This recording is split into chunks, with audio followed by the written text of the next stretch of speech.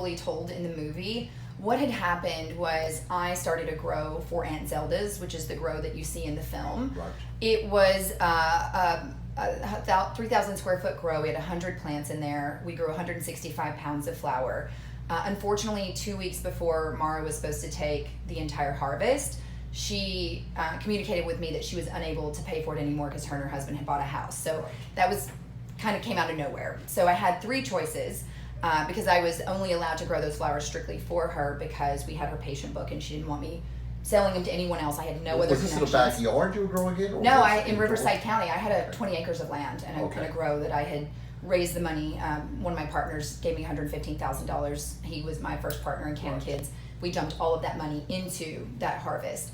So I had three choices. I could lose $115,000 investment and that money just go away and CannaKids go away that I'd already been, working on building for almost a solid year at that point.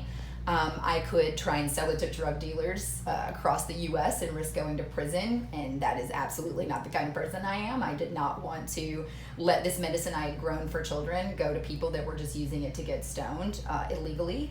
Or I could make a tincture line that I had been communicating with Aunt Zelda's that I was wanting to do for a year. Why did you grow your own rather than just buying what was available? Well, it was a time where there were major shortages. If you remember the film, Aunt Zelda's actually ran out of CBD for months. And I was trying to help fix that problem for her and supplement her harvest with other flowers that she was having a hard time getting and keeping, especially with CBD. So that's what it was. I believed that there was magic in this plant. Well, and I was building websites for a living. I owned a media agency and I was, making people money by doing social media campaigns, building them websites, doing graphic design for them. And it was a thankless job and it wasn't anything that was empowering me in any way and it wasn't helping me make a difference in the world. And I've always been drawn to children's charities. All my philanthropic work, all my life has been, to help kids that are in need.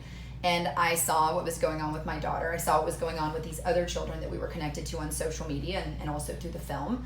And I wanted to help. I wanted to do anything I could to make sure that children didn't run out of medicine anymore because it was a real problem in those days. So that's how CannaKids was born. It's not portrayed necessarily that way in the movie because it just doesn't show like the whole breadth of the story. We're in Hollywood. That's how we started. It's not necessarily how it goes usually. Exactly. But that's how we started, and I'm grateful that it happened that way. The first harvest that we grew is what got AJ cancer free. Those flowers that I ended up struggling to find something to do with saved that boy's life. And we know that now and can say that because of what we've learned about him in the research and because it's the only thing he's on that's keeping him cancer free, when otherwise the cancer just would never go away. So, we've been able to use it on my daughter. I was able to save a lot of money when I was otherwise extremely poor back in those days by providing medicine to my child. And the amount of people that we've been able to help with these plants and with this oil has been the most rewarding thing I could have ever imagined being able to do in my life. Because there's so many hoops to jump through in terms of research here in America, because we're medieval when it comes to our attitude.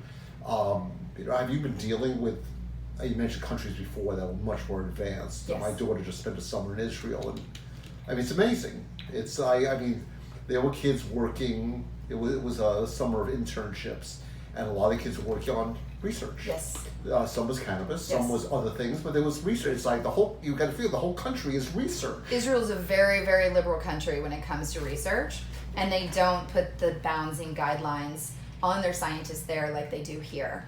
I've been working with the Technion Institute for 3 years. I'm moving away from that project to focus on my project that's here locally with my team of scientists, where we're studying 14 of our patients, including Sophie, and we're working to enroll 2 more right now.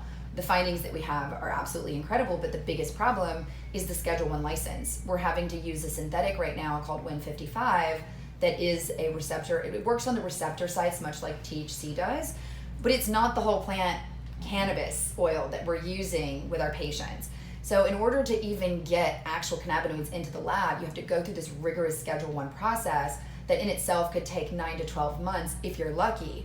And it's very complex and expensive, and it's hard. And it's hard to get that approval. Once we can get that approval, then we can really make some magic happen in that lab, because the advancements that we've made in 1 year's time should have took us about 5 years and $10 million. That's how fast we're moving. How do you find these scientists as a mom who might be listening and in the similar shoes as yourself? Yeah, how did you go around finding these people? Honestly, it's one of those things where it was fate in both situations. The first time, the way I got connected with Daddy Miri, who's in the film for the Technion, was through Ricky Nabby, and they had told me about the work he was doing. I told him about all this data that I had. He originally just thought I was another mom needing help, but we had all this data that we'd been tracking in these patients. So I was like, look, I'll happily give you the data. No strings attached, no cost attached. I just want to move the science forward faster. Would you try and help me with my daughter? And he was like, absolutely. So I flew the last sample we had of her brain tumor tissue that was no longer alive from when she had a brain surgery when she was 1 to Israel. And it was in that meeting that Daddy and I formed this incredible friendship. I asked him what I could do for him instead of what he could do for me, which is normally the question.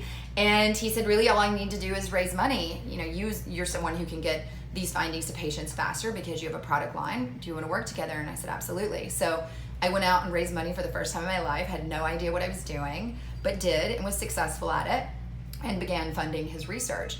Unfortunately, they weren't able to recreate Sophie's tumor sample there through the CRISPR technology, so it was kind of a dead end. But it's been able to help advance other findings and the research as a whole, which is extremely important for the world. How does it fly? Like LL? Does it go through the security? Yeah, I had to take it in this tiny little brown box in a biohazard bag.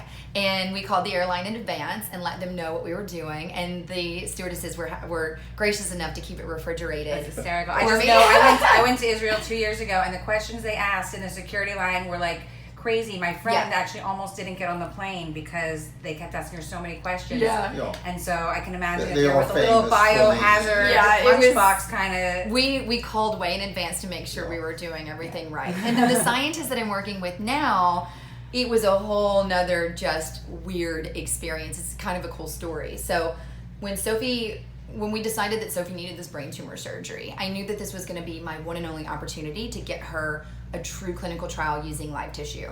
So I figured out what that was called. I started doing Google searches. It's called PDX, or patient-derived xenograft. And it's where they take human tissue and they implant it into live animals to grow it, to then use different therapeutics on it to see what the best option is going to be for that tumor. And my daughter's water bottle fell out of her backpack on the way to school. As I was running her in, she's like, Mommy, where's my water? And she has alkalized water. We don't like her drinking the school fountain water because of her health. And I had to call Dad and be like, honey, can you run me Sophie's water bottle? Well, in the transition of him bringing me the water bottle and me going outside to grab it, my girlfriend, Nurse Kara, was standing there, who's a pediatric oncology nurse, in a boot in front of the school waiting on a lift because it was her first day back in 6 weeks because she'd broken her foot. And I thought to myself, well, maybe Kara knows someone who's doing PDX. And then my other voice was like, no, that's stupid. She doesn't know. Then my other voice was like, no, ask her. So I walked up and gave her a big hug and was like, hey, girl, it's great to see ya. By the way, do you know anyone who does PDX? And she goes, actually, I do. She was like... she was standing there that day just to relay that. Exactly. And that's what I'm saying. That's this is why we believe that we're on this incredible guided path, because there's these synchronicities that happen. There's these chain of events that happen that lead us down these crazy paths. I call them life pivots that completely change the pivot in our life path and where we're going. I got the so I know. You should know a word in Yiddish or maybe Hebrew, which is beshert. I've heard of that word. Yes, absolutely. It was meant to be. Meant to be, absolutely. So I got the scientist's phone number. I texted her. Within 10 minutes, she texted me back, and by 2:30 that afternoon, I was in her lab, and she was agreeing to help me with Sophie for free. And she's now, God, I don't even know how much money she spent on the research that she's done, well over $500,000 on Sophie. So now we are working on raising additional funds for this research. Our goal is to raise $250,000 this year. You can donate philanthropically to our 501c3 savingsophie.org, SOPHIE. And we're also hosting a gala this year on November 22nd at the Lowe's Hotel in Hollywood. It's called the Saving Sophie Strides in Science Awards. And we're going to be recognizing some of the top scientists, celebrities, and advocates in the field of cannabis and recognizing them because they just don't get the awareness that they should for all the hard work and effort that they do. So it'll be a beautiful sit-down dinner, VIP gifting suite, silent auction, black tie optional. and we're intending on having some musical guests and some really incredible speakers. Awesome. Now, at Thank what you. point did you start making